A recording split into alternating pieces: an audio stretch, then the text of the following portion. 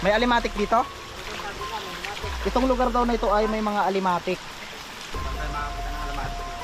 So, madalang ako makita ng alimatik. Ang ganda oh. Yan ay may butas. Parang may ano, osong baka. Ito ay lagusan daw sa Oriental. Yung butas na to. Lagusan to sa Oriental. Ay oo. Oo nga, may butas nga oh. Tignan mo oh. Parang ayun, nga oh, parang ano? tignan nyo. Sungay na. Sungay, parang sungay ng ano, ng nilalang.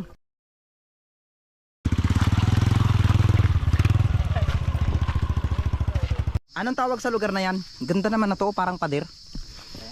Parang may ano, parang may pintuan yung bato. Tignan nyo mga kalahi. Ganda oh. Ayan mga kalahi, welcome sa panibagong episode ng vlog natin ngayong araw na ito. Panibagong araw, panibagong adventure ang pupuntahan natin. Dahil ngayong araw nga ay meron tayong isang lugar na pupuntahan. Hindi natin siya papangalanan sa ating YouTube channel dahil ito ay napakabadong lugar. Sapagkat ito ay matatagpuan din naman sa Mindoro. Saka namin ito ipapublic sa inyo kapag official na naming nalaman kung ano talaga yung lugar. So ang lugar daw na ito ay mayroong dalawang falls na napakalaki. At makikita daw natin dito yung napakaganda at malaparaisong lugar. Ayan, syempre bago natin sisimulan ng ating vlog ay tatanungin ko muna kayo kung taga saan kayo at saan nyo napapanood ang aking video para i-shoutout ko kayo sa susunod na vlog natin. Grabe, ang gandang bato oh. Ito yung mga dinadaanan natin mga kalahi. Kung mapapansin nyo, medyo putik-putik na. Pero sabi nga nila, bago natin marating yun, eh talagang pagdadaanan muna natin to. Kung gusto nga natin ng isang bagay, ay pagdadaanan muna natin, paghihirapan muna natin bago natin to maging successful na mapuntahan o makamit kung ano man yung mga gusto natin. Wala namang wala namang nagsisimula kaagad sa mataas eh. Nagsisimula tayo sa beginners kung saan tayo nagsisimula doon. Grabe. So syempre kasama ko pala yung mga team ng Mindoro yung mga yan, ipapakita ko sa inyo mamaya. Medyo nakakapagod lang yung paglalakbay natin ngayon kasi kung makikita nyo, siguro estimated natin dito na aabutin tayo ng 1 oras. Sabay-sabay. Delikado. Yung team Mindoro yung mga yan, kung alam nyo lang, hindi yan sila basta-basta nag-explore ng ganyan, buwis buhay talaga. Kumbaga pag sinabing Mindoro yung mga yan, buwis buhay yan. Ganun talaga yung kanilang signature ba, intense ba. Kaso Ganun. mga iniwan yan. Broken. Ako ang Mga bro. iniwan ang hindi nyo alam sa akin. Ano? Mga iniwan. Ako hindi ako iniwan. Ako talagang nangiiwan. Aro. eh. Una-una muna isa para makita kung paano yung gadaan. Para doon galing isa doon. Ayan, ito yung dadaanan natin mga kalahi. So kung makikita nyo, napakataas po ito. Yan na, yung mga dalalong. Liberte ng mga tao. Kasi pag bumaha, wala tayong magdaanan. Safe naman itong lugar na to. Safe naman to. Safe naman to no. So kung makikita nyo, ayan, napakalalim na to mga kalahi. Ayan o, tignan nyo, ayan. Aroy, safe daw pero yung relasyon ko lang hindi ka sure. Tignan nyo, dinadaanan namin, parang titibag siya. Kapag maraming taon dumadaan dito, parang babagsak.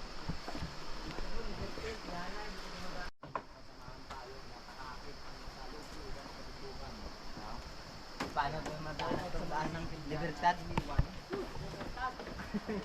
Pasa ko dyan. Hindi ako iniwan eh.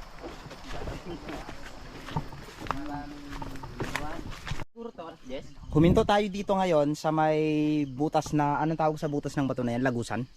Lagusang bato na ang bato daw na ito ay nakadirekta sa may pagong na bato. Oh, bato ng pagong. Pagong pawikan dyan sa taas. Sa taas pa. Mga 200 meters siguro, no? 200 meters. Oh, sige pa yun. Ayun yung pagong na bato. Yan. Taas na yan. So yan, tara patuloy tayo dahil maglalakad pa tayo ng mga 2 oras. May bato oh, nilagay dito. Matagal na siguro to dito. Siguro. Parang ano? Iba na? Parang sinadya ng tao. Sinadya to ng mga tao para palatandaan na may gate na dito tayong dadaanan. Yun lang naman yung indikasyon yan. Walang ibang sign dyan. Pero ito, karamihan kasi ng ganito Lalo sa may mga taong may alam nila yan. Unang gate, ito yung madadaanan natin. Sana kasi ito ng baka to. Bakahan to. Oo, baka ang alaga. Okay ko. Kapag gusto mong maging isang vlogger, pagdadaanan mo talaga itong ganto, wala namang nagsisimula talaga sa madalian lang. Kung gusto mo talaga maging successful na vlogger, kami naman, hindi naman namin sinasabing successful na kami, pero nasa stepping stone na kami ng pag-angat, sapagkat si Mr. Mendoreño, yung kaibigan ko, ay nakamit niya na ang 100,000 subscribers. Samantalang ako naman ay malapit na ako mag 70,000 subscribers. So ganyan talaga, kapag maganda yung pagsasama nyo, sabay-sabay kayong aangat, syempre, no? Walang iwanan kahit gaano katagal. Palagi nyo lang tandaan na huwag kayong manglamang ng kapwa nyo sa anumang bagay na gusto nyo gawin. Gawin nyo lang yung gusto nyo at kinakailangan. Kung may masabi man sila sa inyo, hayaan nyo lang, dahil hindi naman nila alam yung personal na ginagawa nyo. Mga kalahi, mayroon tayo dito mga nadaanang tanim na luyan dilaw. So ito ay dito ay talagang natural na. So paano nga ba tinawag na luyan dilaw to? So kung makikita nyo, napakamahal po ito sa market. Binibili po ito. Ito ay ginagawang ano eh. Hindi natin siya pwedeng bunutin. Dito baka meron dito. Ito? Yun. Dilaw Yan. talaga siya, no? Bango? Yung amoy niya, ang bango. Naalala ko dati nung nagtatrabaho ako sa restaurant. Ano namin to eh. Hinahalo namin to dati sa menu. Isang menu, hindi ko alam kung saan. Basta mabango ito, yung aroma niya. Tapos ang masarap dito mga kalahi, alam nyo ba? Ilaga mo ito. Ilaga mo. Katulad ng salabat, ay mayroon din itong sariling taglay na vitamina. Tignan nyo. Sungay, parang sungay ng ano, ng nilalang. Grabe, parang may indikasyon na nakakatakot. Joke lang. Parang ano siya, parang sungay ng baka O sungay o kalabaw. kontraktor. Kontraktor. Grabe guys, sa kontraktor. Mayroon na tayong mga nadadaanan ditong uod. So bayod ang tawag dyan. So simula na ng ating paglalakbay kung saan ay nararamdaman na natin yung ambience ng mismong lugar na pupuntahan natin. Ano?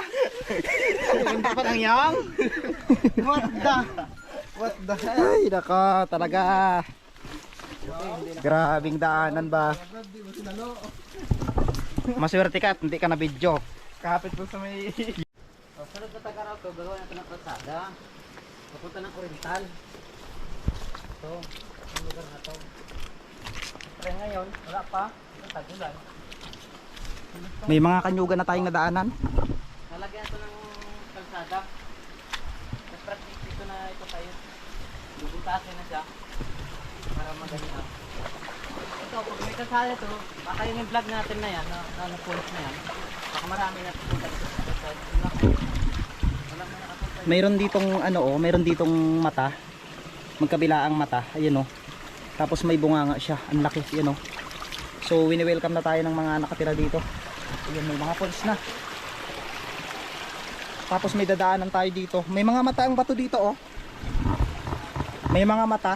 So ibig sabihin na yan, marami ng mga nakatingin sa atin ngayon.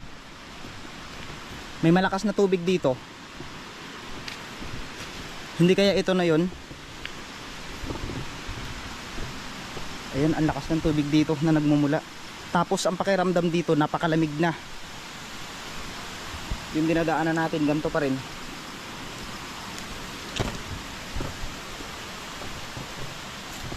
Ayun, ano to? Tignan nyo oh.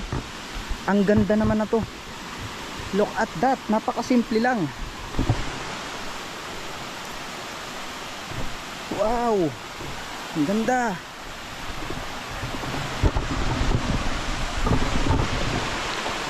Kung makikita nyo, ang ganda oh. Grabe, dito palang silis na.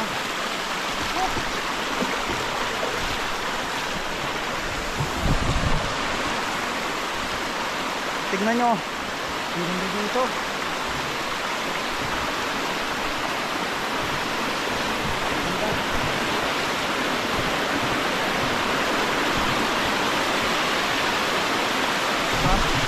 Meron dito.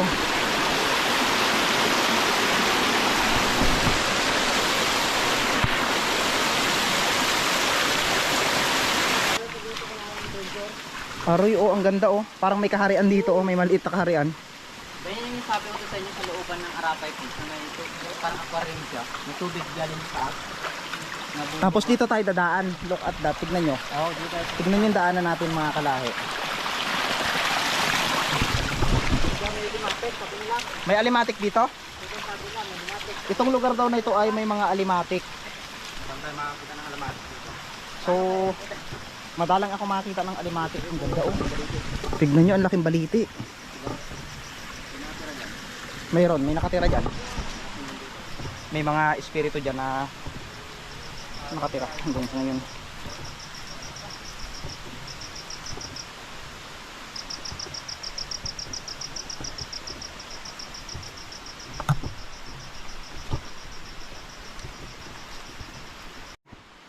Tawag na yan ay kupang. Kupang. Hindi Makati to?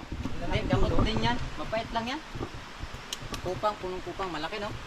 Siguro ang puno na 100 years na, no? Siguro kasi matagal na. Laki eh. Laki.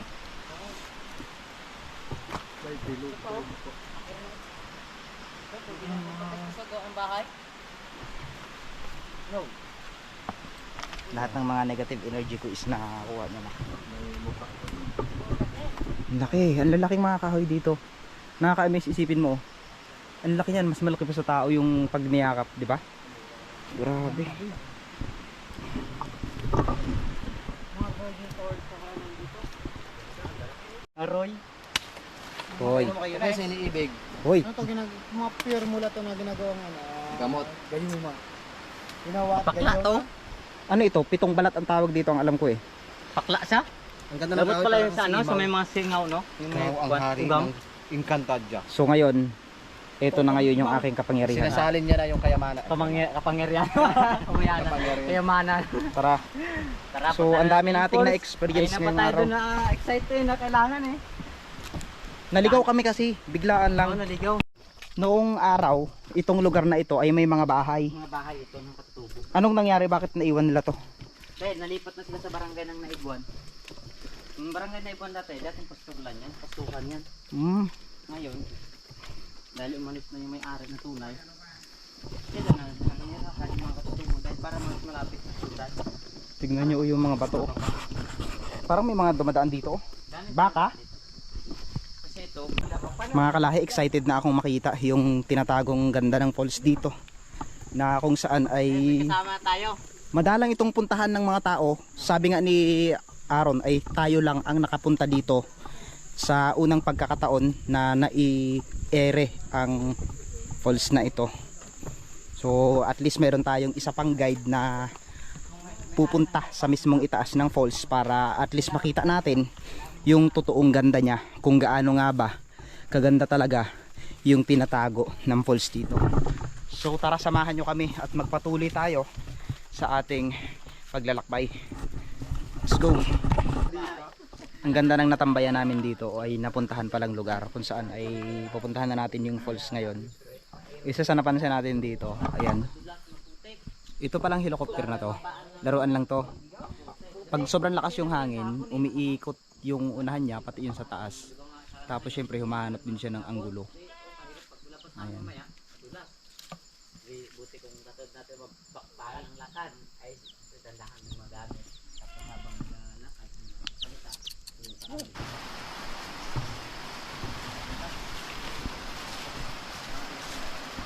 Mukhang nandito na tayo sa paanan ng Busay na sinasabi sa atin. Hindi ko alam kung ilang minuto pa yung lalakbayin natin para marating yun, pero mayroon akong amoy na naaamoy dito. Alam mo yung parang sunog ng sigarilyo, mabahong sigarilyo sa part na to. Hindi ko alam kung anong mayroon dito. Parang sigarilyo ng kapre.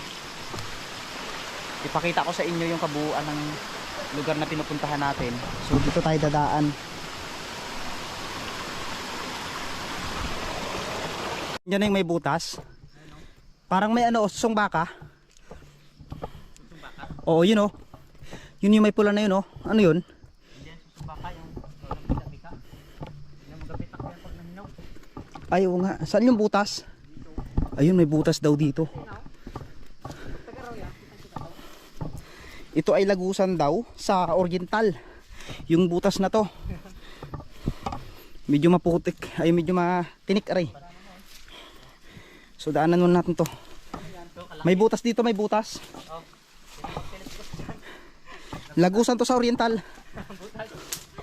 Ay oo. Oo nga, may butas nga oh. Tignan mo oh. Parang Ayun, heart nga oh, no? Parang ano? Tignan mo, may butas oh. 'Di ba? Parang kakaiba. Kakaiba nga oh. Ano kaya mayroon dito sa bato na to? Kaya alam yan. Baka meron ditong treasure. Tingnan nyo, butas Parang talaga may oh. sign na ano, iwan. Lapitan natin. Kita nyo. Lapitan natin. So, ito siya. Pwede siyang lusutin ng tao. Ayan oh. Ito doon sa bundok na yun, no? Ang galing kulitas na yan.